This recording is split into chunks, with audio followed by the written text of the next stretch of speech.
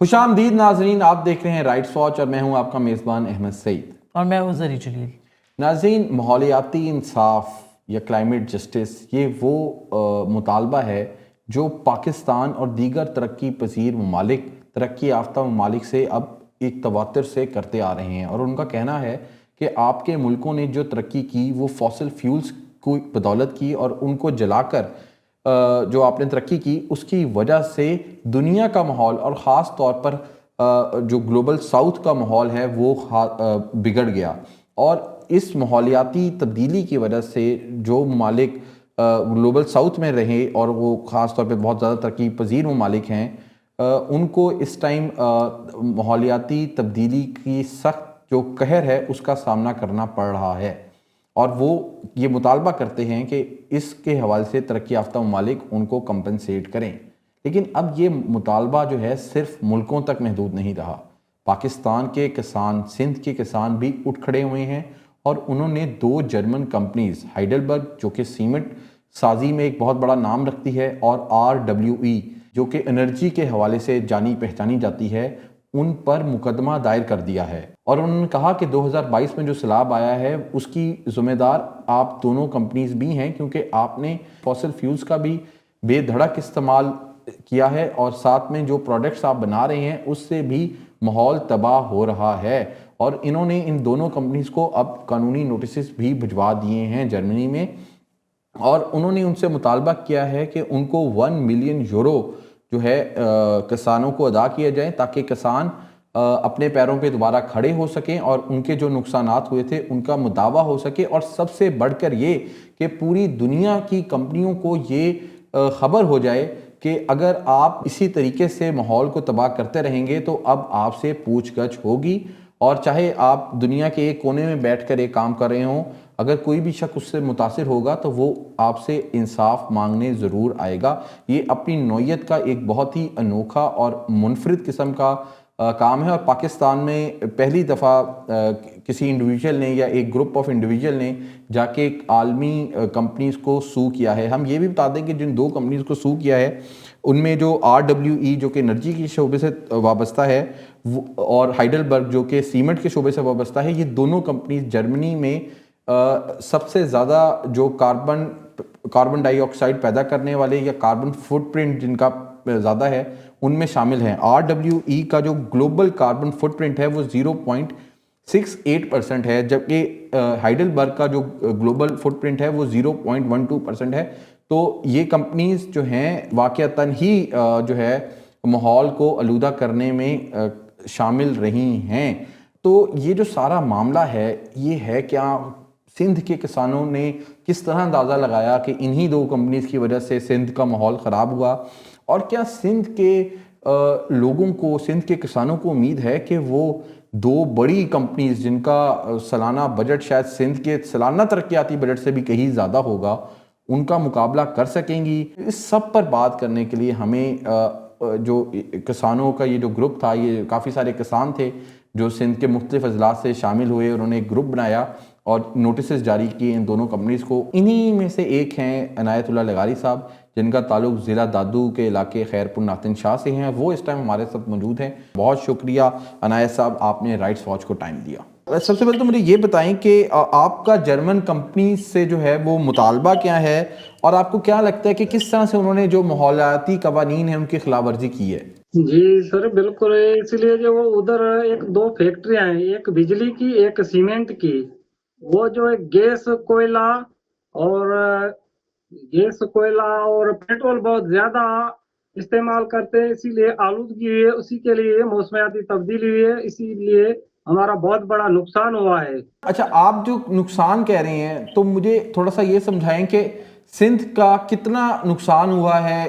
اس سے، یہ جو سیلاب تھے 2022 کے، اور آپ نے یہ کس طرح سے اندازہ لگایا کہ یہ جو 2 کمپنی جرمنی میں کام کر رہی ہیں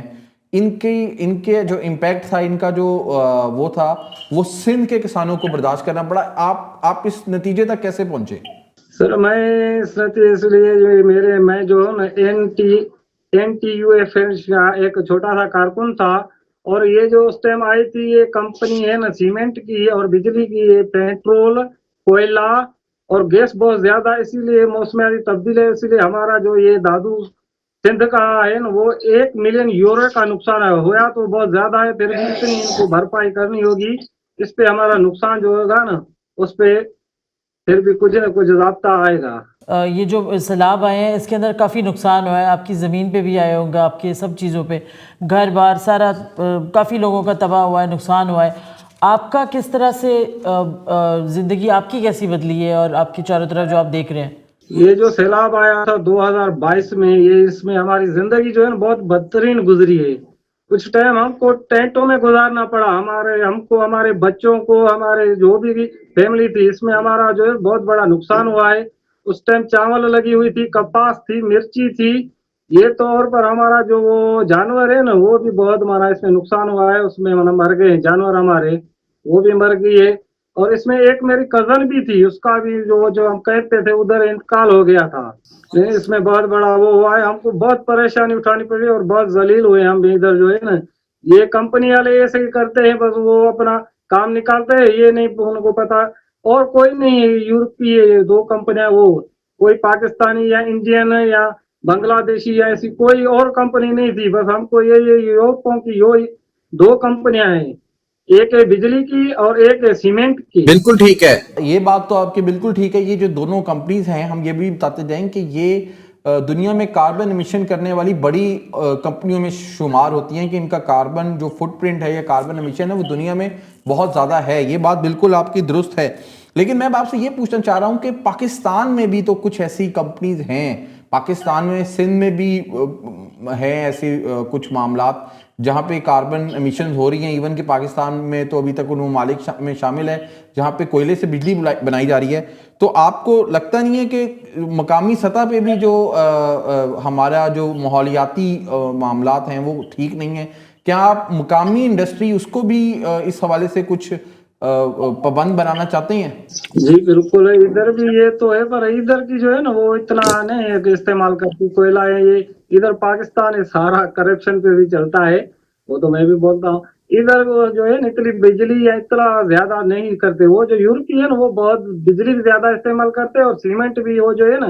وہ بڑی فیکٹری ہے، ادھر اتنی بڑی فیکٹریاں نہیں ہیں جو اتنا نقصان اٹھائے یا اس پہ ہم نے کوئی کیس کرنا ہے۔ یہ ہم کو اس ادھر یورپ پہ ہی کرنا تھا، وہ جو بہت بڑی یہ جو آیا تھا سیلاب یا آلودگی آئی تھی نا، یہ ادھر سے آئی تھی، جرمنی سے، اسی لیے ہم ادھر کیس کیا ہوا ہے۔ اچھا عنایت صاحب، جو پاکستان ہے نا وہ بطور ریاست بھی یہ مطالبہ پوری دنیا سے کرتا ہے کہ ماحولیاتی انصاف، کلائمیٹ جسٹس جو ہے نا وہ ہونا چاہیے، اور پاکستان کی ریاست کا یہ مطالبہ ہے ترقی یافتہ ممالک سے، یورپین ممالک سے، کہ آپ کے ملک میں جو ترقی ہوئی اس کا خمیازہ ہمارے ملک کے کسانوں کو اور باقی طبقات کو بھگتنا پڑتا ہے۔ تو حکومت کے لیول پہ کسی نے ابھی تک آپ سے رابطہ کیا، سندھ حکومت نے یا کسی اور فیڈرل گورنمنٹ سے کسی نے آپ کو کہا کہ ہاں آپ نے بہت اچھا اقدام کیا ہے، ہم اس معاملے کو اب بین الاقوامی سطح پر اپنے مشنز کے ذریعے اٹھائیں گے؟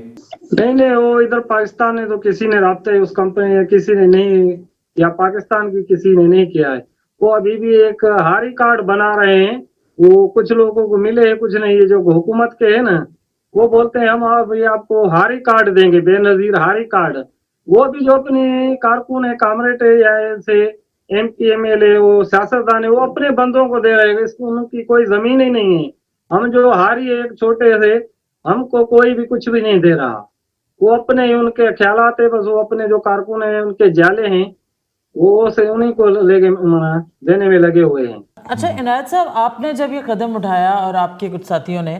تو باقی کتنے لوگوں کی سپورٹ تھی آپ کو آپ کے علاقے سے، اور باقی کسانوں کے اندر آپ کیا دیکھتے ہیں، کیا اسی طرح کا شعور ہے؟ جی بالکل بالکل، میرے ساتھ بھی ادھر دادو ضلع سے 12 لوگ اور ہیں جو انہوں نے بھی میرے ساتھ دیا ہے، اور بھی بہت ہے جو بھی چھوٹے چھوٹے ہیں، ہاری ہے، وہ زمیندار ہے، چھوٹے چھوٹے ہیں، وہ بھی میرے ساتھ ہے بالکل۔ پھر ایک میرا ساتھی تھا، ان کا ابھی ایکسیڈنٹ ہو گیا، اس کا نام گلشن تھا، نہیں تو وہ بھی میرے ساتھ ہوتے، ادھر کانسول میں بیٹھے ہوتے آپ کے، وہ بھی ارتیا کرتے ہیں، کچھ اپنا خیالات کچھ سناتے آپ کو، اور ان کا ایکسیڈنٹ ہو گیا، اسی وجہ سے وہ شرکت نہیں کر پا رہے ہیں ابھی۔ اچھا اب مجھے یہ بتائیں کہ جن 2 کمپنیوں کو آپ نے نوٹسز جاری کیے، ان کی طرف سے آپ لوگوں سے کوئی رابطہ کیا گیا ابھی تک؟ وہ جو میرا نمبر ہے وہ بھی ان کے پاس ہے، پر شہزاد بھائی اور ناصر صاحب کامریڈ ہے ہمارے بڑے، وہی ہے دونوں، फिर उनके साथ रब्ता हुआ या नहीं, वो उनसे रब्ता उनसे हो। एक कंपनी जो है वो बोल रही है मैं आपके साथ ताउन करूंगी, बाकी जो एक है वो नहीं, कि वो बोलते हैं मैं आपको उधर एक कोर्ट में जवाब दूंगी। अच्छा, एक कंपनी जो जिन दो कंपनियों को आपने कहा वो उनमें से एक कंपनी इस बात पे तैयार है कि आप लोगों का जो नुकसान हुआ है उसका कुछ मुदावा कर सके, तो आपको लग रहा है कि ये काफ़ी होगा? और आप कितना अगर नुकसान पूरा करना चाहें तो आप क्या चाहेंगे कि किस तरह से आपका नुकसान पूरा किया जाए? सर ये जो नुकसान है, अभी भी जो हमारा नुकसान हुआ है, वो जो कुछ जिंदगियां जाया हो गई है वो तो वापस नहीं आएगी। बाकी हमारा जो माली नुकसान हुआ है, हम बोलते हैं कि कुछ ना कुछ उसकी तो भरपाई होनी चाहिए ना। फिर भी हमने हुआ तो बहुत है, फिर भी हमको 1 मिलियन यूरो तो मिलना चाहिए, कुछ ना कुछ जो हमारे दादू से ला के हारी है उनकी कुछ तो मदद हो जाएगी, उसकी कुछ तो जो जिंदगी है वो अच्छी गुजरेगी। अभी तक 2022 से लेकर अभी तक 2025 चल रहा है, अभी तक हमारी जो वो जमीनें हैं ना वो अभी भी आप इधर आके देखेंगे बंजर हो गई। वो जो पानी आया था, केमिकल आया था, वो बहुत खतरनाक था। हम जो भी बीज या कुछ बोते हैं उसमें तो वो आधा पैदा होता है हमारी देता है, आधा उधर ही बना खराब हो जाता है। तो अगर इसके ऊपर समझौता नहीं होता, फ़र्ज़ कीजिए दिसंबर के आखिर तक, तो फिर आप इसके आगे क्या रास्ता अख्तियार करेंगे? नहीं, फिर तो हम और भी जाएंगे और भी केस करेंगे, नहीं तो हम इधर ही पाकिस्तान में भी अपने यहाँ कुछ ना कुछ और या कुछ हड़ताल करेंगे, तो कुछ ना कुछ तो हमारा को भी मुआवजा तो मिले ना। हमारा भी तो बहुत बड़ा नुकसान हुआ है ना, फसलों का हुआ, माली नुकसान हुआ, जानी नुकसान भी हुआ है। मेरे अपने गांव में 12 लोग इस सैलाब में 12 लोग फौत हो गए थे। अच्छा, आप चाहेंगे कि जो पाकिस्तानी हुकूमत है वो आप लोगों का साथ दे, क्योंकि ये एक आलमी कानूनी जंग है,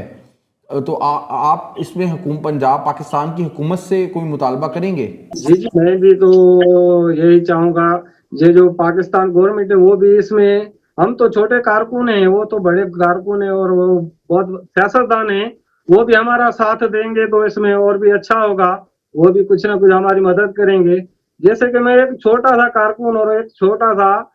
एक हारी तबके से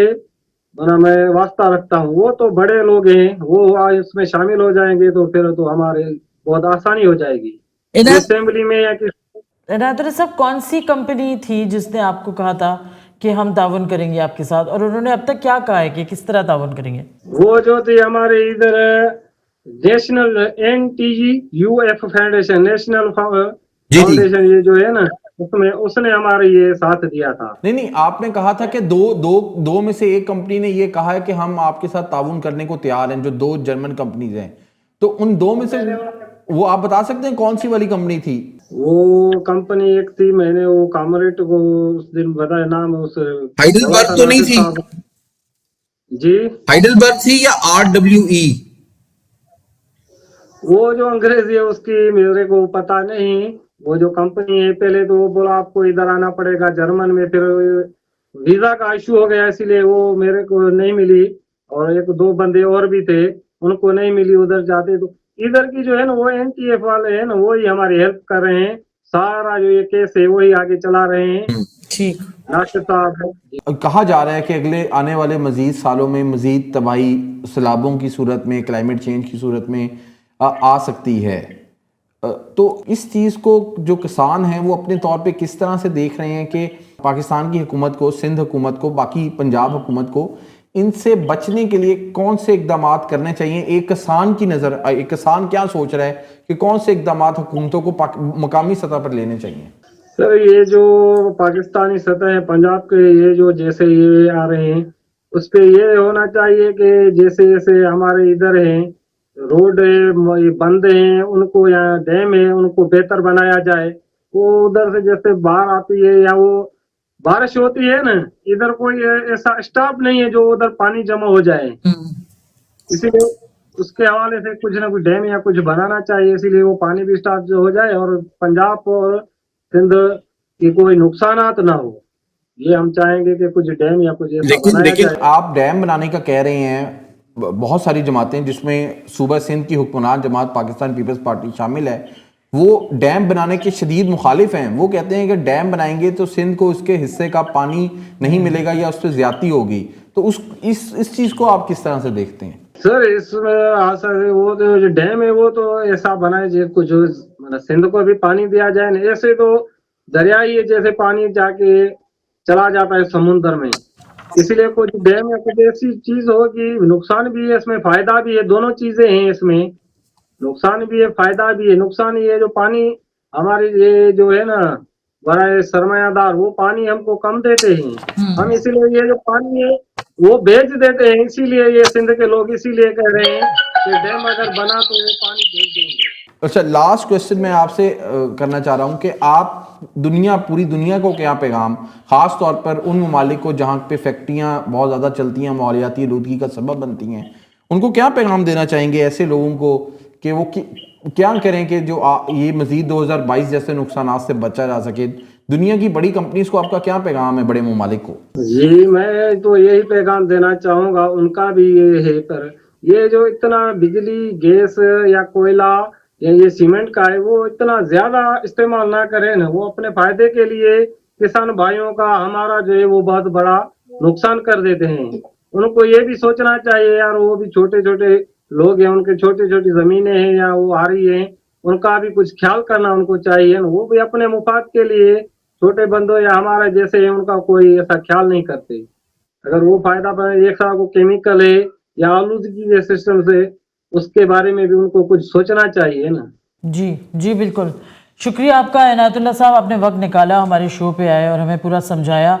नाज़रीन, अभी आपने मौक़िफ़ सुना सिंध के उन किसानों का जिन्होंने 2 जर्मन कंपनीज़ RWE और हाइडलबर्ग को सू किया हुआ है क्लाइमेट चेंज के हवाले से, क्लाइमेट जस्टिस के हवाले से, और 2022 में जो फ्लड्स आए थे उनके हवाले से। हमने इन दोनों जर्मन कंपनीज से रब्ता किया थ्रू ईमेल और थ्रू व्हाट्सएप, लेकिन हमें RWE जो कि एनर्जी से रिलेटेड कंपनी है उसकी तरफ से तो कोई जवाब मौसूल नहीं हुआ, लेकिन हाइडलबर्ग जो कि सीमेंट बनाने वाली कंपनी है और कंस्ट्रक्शन के शोबे से वाबस्ता है, उन्होंने हमें अपना जवाब भेजा है जो हम आपके सामने पढ़कर सुना देते हैं। कंपनी के जो कॉर्पोरेट मैनेजर हैं स्टीवन मेयर्स, उनकी तरफ से जो जवाब आया है वो ये है कि हम जारी कानूनी तनाज़े पर खुलकर बात नहीं कर सकते, लेकिन हम इल्ज़ामात को मुकम्मल तौर पर हक़ाइक़ और कानून की बुनियाद पर मुस्तरद करते हैं, और ये बात भी अहम है कि अभी तक कोई मुकदमा दायर नहीं किया गया। हम इस कार्रवाई के पीछे मंतक या वजह समझने से कासिर हैं। कंपनी मजीद बताती है कि हमारी कंपनी ने अपनी सनत में सबसे ज़्यादा कार्बन डाइऑक्साइड कमी के अहदाफ मुकर्रर किए हैं और कार्बन को कम करने के हवाले से हमारा रिकॉर्ड साबित शुदा है। हमारा शोबा वो शोबा है जिसमें हमें एक अनोखे चैलेंज का सामना है कि इस सारे अमल के नतीजे में कार्बन डाइऑक्साइड पैदा होती है जिसका अखराज रोकना बहुत मुश्किल है, लेकिन दूसरी तरफ हमारा प्रोडक्ट यानी कि कंक्रीट सीमेंट माशरे के लिए इंतहाई अहम है और बुनियादी तामीराती मवाद भी पैदा होता है। हम अपनी कार्बन फुटप्रिंट को कम करने के लिए संजीदा इक़दाम कर रहे हैं, जैसे कि कार्बन के साइकिल को दोबारा मुकम्मल करना, ऐसे सीमेंट तैयार करना जिसमें कंकर कम हो और रीसाइकलिंग की जदीद टेक्नोलॉजीज़ पर काम करना ताकि पुराना कंक्रीट दोबारा नए कंक्रीट में इस्तेमाल हो सके। तो नाज़रीन, ये मौक़िफ़ था एक जर्मन कंपनी हाइडलबर्ग का, जिनका कहना था कि उनकी कंपनी जो है वो अपना कार्बन फुटप्रिंट कम करने के लिए भी कोशिशें कर रही हैं और साथ साथ वो ऐसी टेक्नोलॉजीज़ की तरफ भी मुंतकिल हो रही हैं ताकि जो कंक्रीट है और जो सीमेंट से रिलेटेड और प्रोडक्ट्स हैं उनको रिसाइकिल किया जा सके। नाज़रीन, ये एक बहुत ही इंटरेस्टिंग किस्म की और बहुत ही एक क्या आप कह सकते हैं कि एक पेचीदा किस्म की एक कानूनी जद्दोजहद सिंध के किसानों ने शुरू की है, लेकिन ये इस वक्त का तकाजा भी है क्योंकि अब पूरी दुनिया बिलखसूस तौर पे जो तरक्की पजीर ममालिक हैं वो क्लाइमेट जस्टिस, माहौलियाती इंसाफ की बात कर रहे हैं और उनका कहना है कि जो है अब तरक्की याफ्ता ममालिक को वो पे करना चाहिए उन मुल्कों को डैमेजेस की सूरत में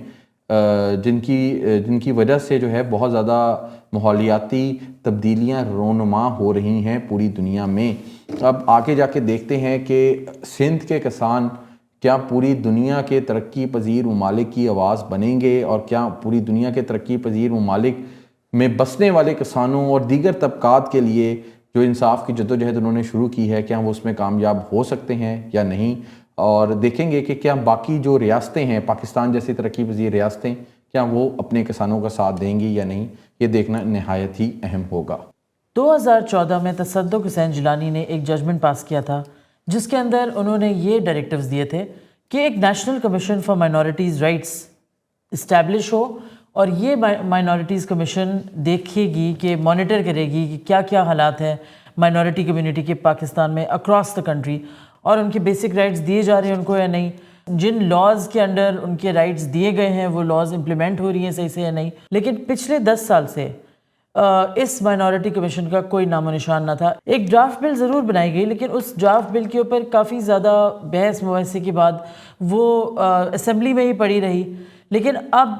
ہم نے یہ دیکھا ہے کہ پازیٹیو ڈیولپمنٹ اس ہفتے ہوا، اور NCMR کی فائنلی جو بل ہے 2025 کی وہ پاس ہو گئی ہے ایک پارلیمانی سیشن کے اندر، ایک مشترکہ سیشن ہوا تھا پارلیمانی، اس کے اندر اس بل کو پاس کیا گیا ہے۔ اس کمیشن کے اندر مائنورٹیز جو کہ اس کمیشن کا حصہ ہے وہ اس چیز کو مانیٹر کر سکیں گی کہ کیا ہیٹ میٹیریل پاس ہو رہا ہے، کیا ہیٹ سپیچ کی جا رہی ہے ان کی کمیونٹیز کے اگینسٹ، کیا ڈسکریمنیشن ہو رہا ہے، کیا وائلنس ہو رہی ہے، ہر طرح کی وائلنس جو ان کے اگینسٹ کی جا رہی تھی پچھلے کافی سالوں سے ہم دیکھ رہے ہیں، اور خاص طور سے جو ان کی ورشپ پلیسز ہیں، جو ان کے ٹیمپلز ہیں یا چرچز ہیں یا کوئی بھی عبادت گاہیں ہیں، ان کی سیکیورٹی کے حوالے سے یہ کمیشن اس چیز کو دیکھ سکتا ہے۔ اس کے علاوہ وہ نہ صرف انویسٹیگیشن کر سکتا ہے، مانیٹر کر سکتا ہے، بلکہ ریکمنڈیشنز بھی دے سکتا ہے گورنمنٹ کو کہ کیا چیز کرنی چاہیے، اس چیز کا کیا لائحہ عمل ہونا چاہیے کہ ان کو کس طریقے سے ان کے رائٹس دیے جائیں اور کس طریقے سے ان کو اور زیادہ سیکیورٹی دی جائے۔ freedom to practice their own beliefs and religion, and that is a basic constitutional right جو کہ ان کا حق بنتا ہے، اور وہ اسی کمیشن کے ذریعے کوشش یہی ہے کہ اس کمیشن کے ذریعے وہ یہ رائٹ کو ایکسرسائز کر سکیں۔ ہم پچھلے چند سالوں سے دیکھتے آ رہے ہیں کہ کافی زیادہ انسیڈنٹس ہوئے ہیں۔ فار ایگزامپل کچھ 1-2 سال پہلے آپ نے دیکھا کہ جڑاوالا میں ایک انسیڈنٹ ہوا کافی بڑا، اس کا ابھی تک کوئی اینڈ نہیں آیا، اس کے ابھی تک کمپنسیشن کے ایشوز چل رہے ہیں، وکٹمز کو بھی ابھی تک کمپنسیشن نہیں ملا۔ اس سے پہلے کافی زیادہ اور بھی کرسچن کمیونٹی پہ اٹیکس ہو چکے پنجاب کے اندر، فار ایگزامپل یوحنا آباد میں بلاسٹ ہوئے تھے 2، اس سے پہلے جوزف کالونی میں ایک اٹیک ہوا تھا۔ اس طرح کے چھوٹے چھوٹے انسیڈنٹس بھی ہوتے آئے ہیں جس میں مار دیے گئے ہیں لوگ، قتل کر دیے گئے ہیں لوگ، ہیٹ میٹیریل پاس کیا جاتا ہے، ہیٹ سپیچ کی جاتی ہے، اور ساؤتھ پنجاب اور سندھ کے اندر بھی ہندو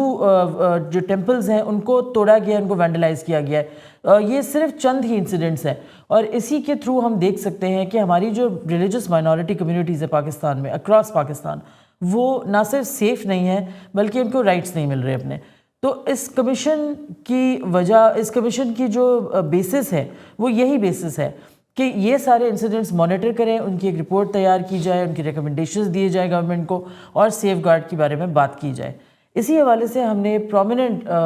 minority rights activist Peter Jacob صاحب کو بلایا ہے،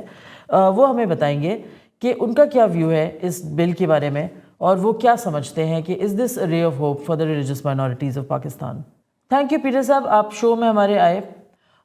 ہم ڈسکس کر رہے ہیں NCMR اور اس کی پاسنگ جو فائنلی 10 سال کے بعد پاس ہوئی ہے، جو کہ کافی پہلے بھی ہو جانی چاہیے تھی، لیکن اب جب ہو گئی ہے تو آپ اس کو کیسے دیکھتے ہیں؟ از دس این امپورٹنٹ ڈیولپمنٹ؟ کمیشن کی تشکیل تو ابھی کچھ وقت لگے گا،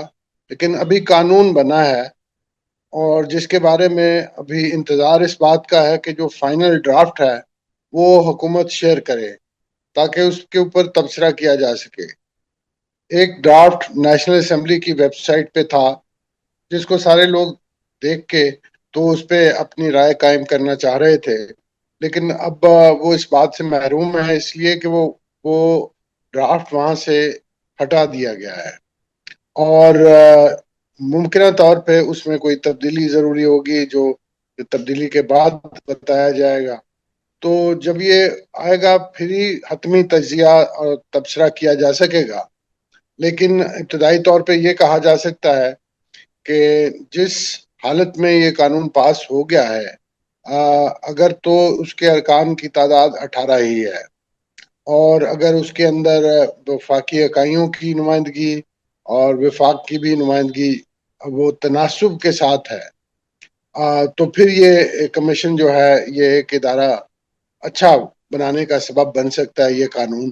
اور پھر اس کے نتیجے میں کوئی یہ کہا جائے گا کہ پھر کوئی اچھی تقرریاں ہو جائیں، اس ادارے کو کام کرنے دیا جائے، تو پھر یقیناً وہ ایک امبیلنس یا وہ عدم توازن جو ریاستی مشینری میں پایا جاتا تھا تو اسٹرکچرل انکلوژن کا سبب بن جائے گا یہ۔ اچھا پیٹر ڈیکر صاحب، جو عبادت گاہوں پر حملے ہوتے تھے، جو ہیٹ سپیچ پھیلائی جاتی تھی مائنورٹیز کے خلاف، آپ کو کیا لگتا ہے یہ کمیشن اس کو روک تھام میں یا اس کو ختم کرنے کے لیے کس طرح سے مددگار ثابت ہو سکے گا؟ حقیقت تو یہ ہے کہ سندھ حکومت نے خاص طور پر اور پنجاب حکومت نے میثاق سینٹر اور مائنورٹی کے لیے اسپیشل ڈیسک بنا کے ایک کوشش یہ کی تھی کہ یہ اس طرح کے تشدد بھرے واقعات ان کا کلا کامہ کیا جا سکے، لیکن وہ اس سے حل نہیں ہوا۔ اور یہ کمیشن البتہ ایک کمپلیمنٹری سسٹم ہوگا، اس کی اپنی کوئی فورس تو نہیں ہے، اپنی اس کی کوئی اختیار تو ایسا نہیں ہے جس کے ذریعے سے یہ کر سکتا ہے، لیکن جو اصلاحات ہوتی ہیں نظام میں، یعنی ریفارمز کا پہلو اور پالیسی کنٹریبیوشن، وہ اس میں دیا جا سکے گا۔ لہٰذا یہ کہا جا سکتا ہے کہ بالواسطہ طور پر یہ جو فزیکل پروٹیکشن کے انسیکیورٹی کے مسئلے ہیں اس میں بھی بہتری کا سبب بن سکتا ہے، لیکن سر دست اس کا یہ کام نہیں ہوگا۔ پیٹر صاحب، اس بل کے تحت مائنورٹیز کمیشن کے پاس سو موٹو اختیار تھا، لیکن وہ اختیار لے لیا گیا واپس، تو آپ کیا سمجھتے ہیں؟ کیونکہ کچھ ایسے انسیڈنٹس ہوتے ہیں جس میں جو کمپلیننٹ ہوتا ہے وہ ڈر کے مارے ریزائل کر دیتا ہے، وہ ودرا کر لیتا ہے اپنا کمپلینٹ، تو آپ کے خیال سے یہ سو موٹو ہونا چاہیے؟ پارلیمنٹ میں جب اس پہ بحث ہوئی تو ایک معزز رکن نے اس بات پہ اعتراض کیا کہ آپ سپریم کورٹ سے تو سو موٹو پاورز لے رہے ہیں اور ایک ادارے کو کیوں دے رہے ہیں؟ حالانکہ یہ اس کا کوئی تقابل بنتا نہیں ہے، اس میں سپریم کورٹ کے اختیارات میں اور کمیشن کے اختیارات میں کہیں بھی برابری نہیں ہے۔ اور یہ بھی بات واضح ہے کہ national commission for human rights, اس کے پاس یہ سو موٹو کا اختیار ہے۔ ان کے سوال کے جواب میں اگر یہ دلیل دی جاتی کہ نیشنل کمیشن کے پاس تو اختیار ہے پہلے ایک، تو یہ کوئی نئی بات نہیں ہوگی، اور اگر ہم یہ چاہتے ہیں کہ جو مائنورٹیز کا کمیشن ہے اس کے اختیارات میں کوئی کمی نہ ہو in comparison to national commission for human rights, تو شاید یہ بات وہاں پہ مان بھی لی جاتی، لیکن اس میں سو موٹو اختیار کو جو ہے وہ نکال دیا گیا ہے۔ اس سے فرق یہ پڑے گا کہ کیونکہ کمیشن نے جواب دہی کرنی ہوتی ہے بیشتر اوقات سرکاری اداروں کی، تو اس کو نافذ کروانے کا دو ہی طریقے ہوتے ہیں۔ ایک یہ کہ از خود کارروائی شروع کر سکے بغیر کسی شکایت کے، کیونکہ کئی ایسے معاملات ہیں جس کے اندر کوئی کمپلیننٹ آنے کے لیے تیار نہیں ہوتا، اور دوسرا یہ ہوتا ہے کہ حقیق عزت کا جو ایک کانسیپٹ ہے اور جو قانون ہے جس کے ذریعے سے کوئی بھی عدالت، کیونکہ اس کے پاس کوئی فورس یا کوئی بندوق تو نہیں ہوتی کہ وہ کسی معاملے پہ کوئی عمل درآمد کروا سکے، تو اداروں کے پاس یہی دو طاقتیں ہوتی ہیں جس کے ذریعے وہ بااختیار ہوتے ہیں کہ وہ سرکاری اداروں سے اپنے احکامات پر عمل درآمد کروا سکے یا اپنے کارروائی کو وہ نتیجہ پذیر بنا سکے۔ صحیح۔ اچھا تو سر، یہ ایک لحاظ سے اچھا نہیں ہوا۔ اچھا، یہ جو کمیشن ہے یہ 2014 کے ایک عدالتی فیصلے کی وجہ سے اس کو قیام پذیر آ رہا ہے۔ اس عدالتی فیصلے میں تجویز دی گئی تھی اور بھی بہت ساری تجاویز دی گئی تھی مائنورٹیز کی فلاح و بہبود کے لیے، تو یہ جو بنا ہے قانون، کیا آپ کو لگتا ہے کہ یہ اسی عدالتی فیصلے کی جو روشنی تھی، جو تجاویز تھی، اسی کے مطابق بنا ہے، اور جو وہ عدالتی فیصلہ تھا 2014 کا جسٹس تصدق حسین جیلانی کا، اس پر کس حد تک عمل درآمد ہو سکا؟ عدالت نے جو اداراتی انتظام بتائے تھے ان میں ایک ٹاسک فورس تھی جو کریکلم کو دیکھتے ہے، اس میں سے اصلاحات کرے، پولیس کے لیے ایک ٹاسک فورس تھی، ایک یہ کہ سوشل ہارمنی کے لیے اور ریلیجس ہارمنی کے لیے وہ بھی ٹاسک فورس تھی۔ تو حکومتوں نے خاص طور پر حالیہ جو حکومت ہے انہوں نے کچھ اقدامات ایسے کیے ہیں جو بہت ہی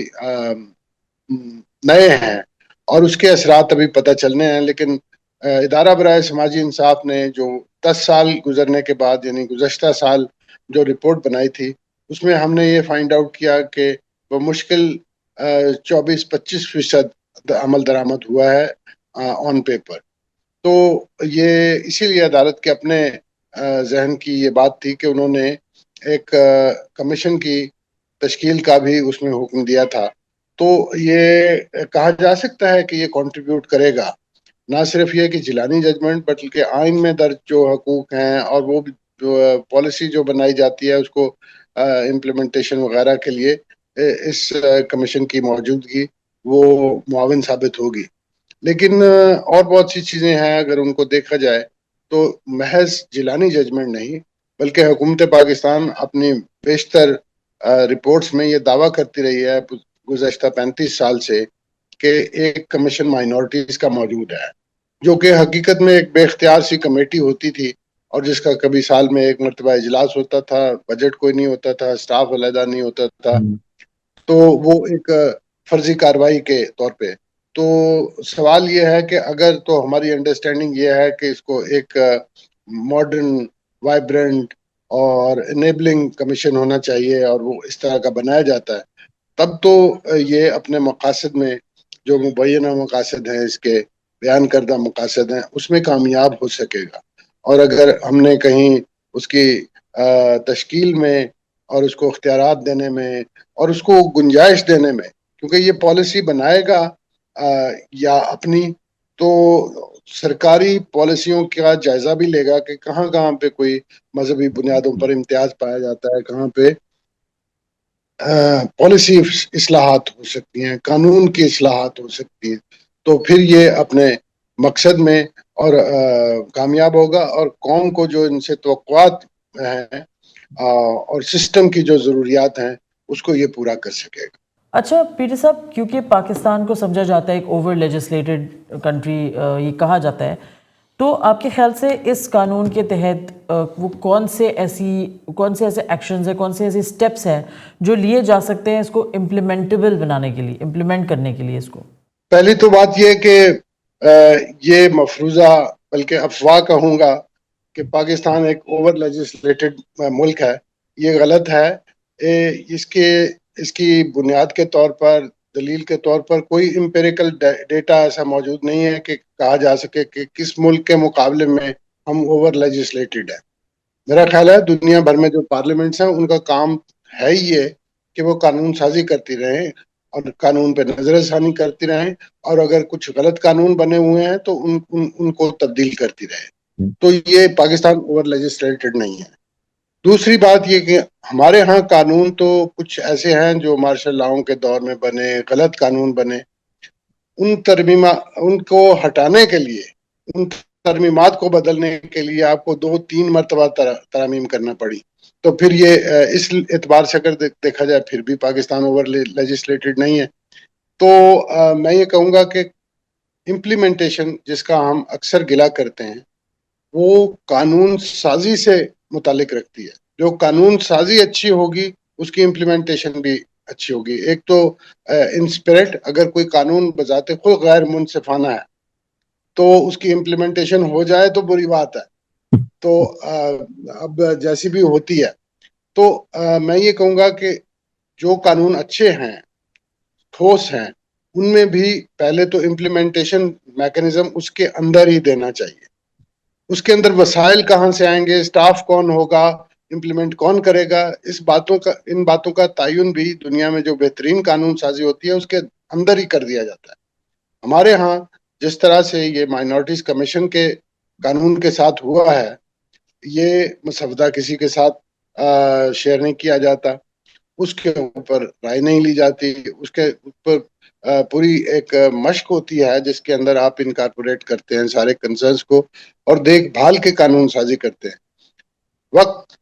تو گزر جاتا ہے یوں بھی جیسے کہ قانون کو پچھلا جو مسودہ پاس ہوا تھا، بل پاس ہوا تھا، اس کو 6 ماہ سے زیادہ ہو گئے ہیں